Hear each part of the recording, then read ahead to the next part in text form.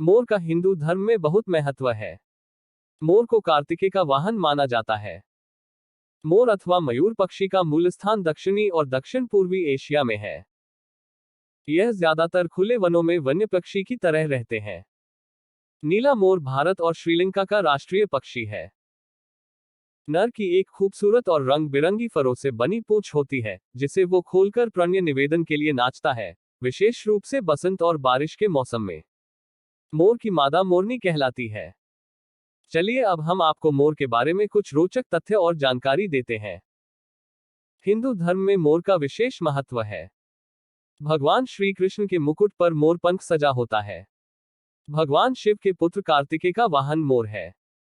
क्या आप जानते हैं भारत में मोर को राष्ट्रीय पक्षी 1963 में घोषित किया गया। मोर तब से भारत का राष्ट्रीय पक्षी है। बाइबल में भी मोर का जिक्र मिलता है। राजा सुलेमान द्वारा जहाज में लाद कर कई मूल्यवान चीजें एशिया से बाहर ले जाई गई थी, उनमें मोर भी शामिल था। मोर का बच्चा जन्म के एक दिन बाद ही खाने पीने और चलने लायक हो जाता है। विश्व विजेता सिकंदर मोरों का शौकीन था। यूनान लौटते समय वह अपने साथ मोर भी लेकर गया, जिसके बाद ही मोर पूरे विश्व में पहुंचे। मोर प्रमुख रूप से भारत, श्रीलंका और बर्मा में पाए जाते हैं। मोर की उम्र 15 से 20 साल तक होती है। मोर की आंखों के ऊपर और नीचे सफेद रंग के धब्बे होते हैं। एशिया की 2 प्रजाति में से नीला मोर भारत का राष्ट्रीय पक्षी है। मोरों की दौड़ने की औसत गति 10 मील प्रति घंटा 16 किलोमीटर प्रति घंटा है। मोर छोटे सरीसृपों को भी खाते हैं, जैसे कि कोबरा, सांप के बच्चे, उभयचर, तितली, मक्खी, चूजे और चूहे आदि। मोर अकेले रहना पसंद नहीं करते, वे छोटे समूहों में रहते हैं क्योंकि वे अत्यधिक मिलनसार और आश्रित पक्षी है। मोर का वैज्ञानिक नाम पावो क्रिस्टेट्स है। मोर की चोंच की लंबाई 1 इंच होती है। मोरनी एक बार में 3 से 6 अंडे देती है। अंडे सेने का काम मादा ही करती है। 28 दिनों के बाद अंडों में से बच्चे निकल आते हैं। जन्म के समय मोर के बच्चों का वजन 103 ग्राम होता है। ये बच्चे जन्म से ही चलने फिरने और खाने पीने में सक्षम होते हैं। मोर की पूंछ में 200 से भी अधिक चमकीले रंग के पंख होते हैं और लगभग सभी पंख में बड़े बड़े आंख के धब्बे बने होते हैं। हिंदू धर्म में मोर और मोर पंखों को धार्मिक दृष्टि से देखा जाता है। हिंदुओं के इष्ट देव श्री कृष्ण के मुकुट में मोर पंख लगा होता है। मोर पंखों को प्राचीन काल में भोजपत्र आदि में स्याही डुबाकर लिखने के लिए उपयोग किया जाता था। मोर के सिर में कलगी बनी होती है, जिसे मुकुट भी कहा जाता है, और शायद यही कारण है कि मोर को पक्षियों का राजा भी कहा जाता है।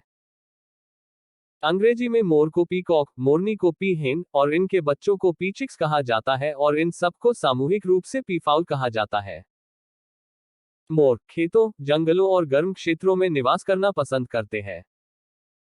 इन्हें निवास के रूप में ऐसे क्षेत्र पसंद है जो उन्हें पौधों और कम ऊंचाई के पेड़ों तक आसान पहुंच प्रदान करते हैं। इस तरह इनके लिए भोजन प्राप्त करना आसान हो जाता है। ये वर्षावनों, रेन फॉरेस्ट्स और झाड़ियों, बुशलैंड्स में भी पाए जाते हैं। मोर धरती के सबसे बड़े उड़ने वाले पक्षियों में से एक है। इनके पंखों का फैलाव 1.5 मीटर के आसपास होता है। नर मोर, मेल पीकॉक, आकार में मादा से दुगुना होता है। मोर का वजन 4 से 6 किलोग्राम तक हो सकता है, जबकि मोरनी पीहेन का वजन लगभग 2.75 से 4 किलोग्राम तक हो सकता है। मोर हवा में ज्यादा देर तक नहीं रह सकते, ये शिकारियों से बचने के लिए उछलकर पेड़ों पर चढ़ जाते हैं। मोर सर्वाहारी पक्षी होते हैं और वे मुख्य रूप से पौधों, फलों, बीजों, फूलों की पंखुड़ियों, चींटियों, कीड़े मकोड़ों, टिड्डियों आदि को खाते हैं। अनाज मोरों का सबसे आम भोजन है। हालांकि मोर किसी भी खाद्य पदार्थ को खा सकता है, फिर चाहे वह कोई जानवर हो या पौधा। धुमेला मोर म्यांमार का राष्ट्रीय पक्षी है। मोर की गिनती धरती पर मौजूद सबसे बड़े उड़ान भरने वाले पक्षियों में की जाती है, हालांकि यह बहुत ऊपर तक उड़ नहीं सकते हैं। मोर की खूबसूरत रंग बिरंगी पूंछ को ट्रेन कहा जाता है। इसमें करीब 200 पंख होते हैं। मोर की पूंछ इसकी कुल लंबाई का 60% होती है। मोर अपने पंखों को गर्मियों के मौसम में खुद ब खुद झाड़ देता है, इसीलिए इसके पंखों को प्राप्त करने के लिए इसका शिकार करने की जरूरत नहीं है। मोर पानी में तुरंत ही डूब जाएगा क्योंकि इसके पास झल्लीदार पैर नहीं है जो इसको थोड़ी देर के लिए भी तैरने में सहायता करे। मोरों की 3 प्रमुख प्रजातियां हैं, जिनमें से 2 एशियाई मूल की है और एक अफ्रीका की। नीला भारतीय मोर ब्लू इंडियन पीकॉक और हरा मोर ग्रीन पीकॉक एशियन प्रजाति है। कांगो मोर अफ्रीकन कॉन्गो पीकॉक अफ्रीकी प्रजाति के है। मोर भारत, श्रीलंका और बर्मा में पाए जाते हैं। भले ही आप सभी ने मोर को नजदीक से देखा होगा पर फिर भी शायद ही आपको पता होगा कि मोर 11 अलग अलग तरह की आवाज निकाल सकता है। मोरों को इंग्लैंड और जापान में कैद करके रखा जाता है। ऐसा इसलिए ताकि वहां उनकी आबादी बढ़ाई जा सके। नर मोर मादा की तुलना में अधिक सुंदर होते हैं। इनके सुंदर पंख और सुंदर लंबी पूंछ होती है। मोरनी मोर की तरह सुंदर नहीं होती। इनका गेहुआ चेहरे, भूरे रंग की कलगी के साथ साथ धात्विक रंग का ऊपरी भाग होता है। मोर के समान इनकी सुंदर लंबी पूंछ नहीं होती। नीला मोर भारत का राष्ट्रीय पक्षी है। 26 जनवरी 1963 को भारत सरकार द्वारा नीले मोर को भारत का राष्ट्रीय पक्षी नेशनल बर्ड ऑफ इंडिया घोषित किया था।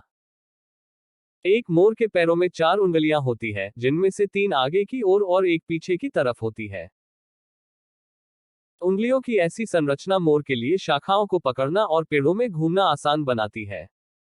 मोर समूह बनाकर रहने वाला पक्षी है। इनके समूहों को विभिन्न नामों से पुकारा जाता है। मोरनियों पीहेन के समूह को बेवी कहा जाता है। इसे मस्टा या पार्टी भी कहा जाता है। मोर और मोरनियों के संयुक्त समूह को हारीम कहा जाता है। इनके पंखों पर क्रिस्टल की परत लगी होती है जिसकी वजह से ये अत्यधिक चमकदार दिखाई देते हैं। वैसे तो मोर की आवाज बहुत ही तेज और कठोर होती है, लेकिन ये हमेशा एक जैसी आवाज नहीं निकालते हैं। ये अलग अलग कई तरह के आवाज निकाल सकते हैं।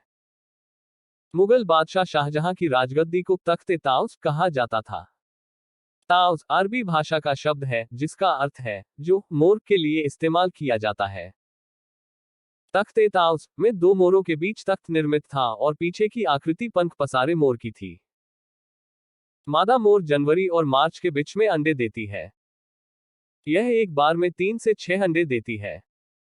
अंडे में से बच्चे लगभग 28 दिनों बाद बाहर आते हैं जो लगभग 103 ग्राम के होते हैं। जंगल में मोर का औसतन जीवनकाल 15 से 20 साल का होता है क्योंकि यह कुत्ते या अन्य जंगली जानवरों का शिकार बन जाते हैं। वही चिड़ियाघर में इसका औसतन जीवनकाल 50 साल के आसपास होता है। जंगल में मोर, बाघ, टाइगर और अन्य जंगली जानवरों से खतरों का सामना करते हैं। वहीं गांवों के करीब रहने वाले मोरों को कुत्तों, बिल्लियों और अन्य जानवरों का खतरा रहता है। मोर के खूबसूरत पंखों का इस्तेमाल पर्स, जैकेट और कई तरह के सजावटी सामान बनाने में होता है। ये ज्यादातर दोपहर के समय अंडे देना पसंद करते हैं। मोर को वसंत ऋतु के दौरान अपने चमकदार सुंदर पंखों को फैलाते हुए देखा जा सकता है। आमतौर पर मोर आकार, रंग और पंख की गुणवत्ता के अनुसार अपने साथी का चयन करते हैं। बेबीलोन वासी मोर को अपना संरक्षक मानते हैं। मोर ईसाई धर्म में चिरस्थायी जीवन का प्रतिनिधित्व करता है। मौर्य साम्राज्य का राष्ट्रीय चिन्ह मोर था। चंद्रगुप्त मौर्य के शासन काल में प्रचलित सिक्कों में एक और मोर की आकृति अंकित होती थी। नर मोरों के केवल एक साथी नहीं होते, इनके कम से कम 2 से 5 महिला साथी होते हैं। मोर के पंखों को ट्रेन कहा जाता है। ये हिस्सा उनके शरीर के बीच सबसे अधिक सजावटी है। ये लंबे रंगीन प्रदर्शन अपने शरीर के पीछे 6 फीट तक पहुंच सकता है। मोर पॉलीगमस होते हैं। उन्हें जंगल में एक से अधिक साथी होने के लिए जाना जाता है। शिकार और निवास के नुकसान के कारण मोरों की संख्या में कमी हो रही है। लेकिन भारतीय मोर लुप्तप्राय पक्षी नहीं है। कॉन्गो पीफाउल मोर की संकटग्रस्त प्रजातियों की सूची में दर्ज है, जबकि ग्रीन पीफाउल एक लुप्तप्राय प्रजाति है। मोर की जनसंख्या में गिरावट मुख्य रूप से शिकार के कारण होती है। एक और कारण प्रजातियों के लिए सही आवासों की अनुपस्थिति है। ग्रे मोर, ग्रे पीकॉक बर्मा के राष्ट्रीय प्रतीक के रूप में माना जाता है। लोग ये भी मानते हैं कि सफेद मोर, व्हाइट पीकॉक अनंत सुख का वाहक है। दुनिया भर में लगभग 2000 वर्षों से मोरों को मनोरंजन के लिए या धार्मिक आस्था के चलते पालतू बनाकर रखा जाता है। पालतू मोरों को खुले क्षेत्र में रखना चाहिए, क्योंकि वे खुला स्थान पसंद करते हैं। बंद क्षेत्र उन्हें भयभीत कर सकता है। नर मोर जन्म के बाद 6 माह तक दिखने में मादा मोर की तरह ही होते हैं। 6 माह के बाद उनमें बदलाव आने लगता है। उनकी कलगी और पूंछ 3 वर्ष के बाद आती है।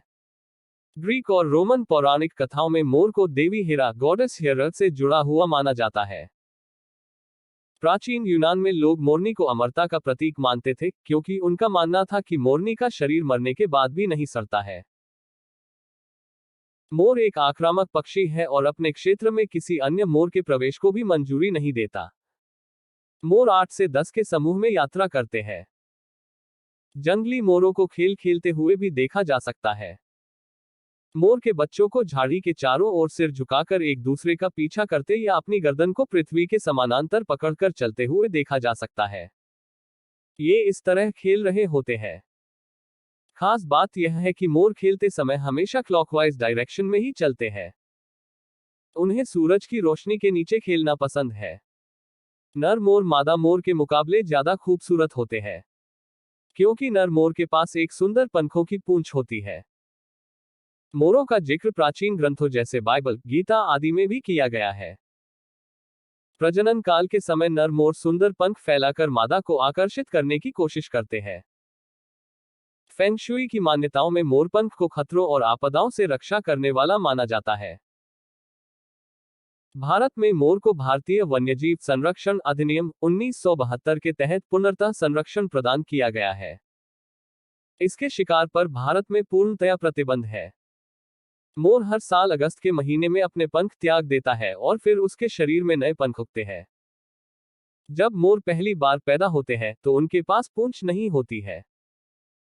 जब वे 3 साल के हो जाते हैं तभी वे खूबसूरत दिखने लगते हैं। सांपों को पकड़ने और खाने की प्रवृत्ति के कारण गांव के लोग आमतौर पर मोर पालते हैं। एक प्रकार से मोर गांव के लोगों की सुरक्षा का काम करते हैं।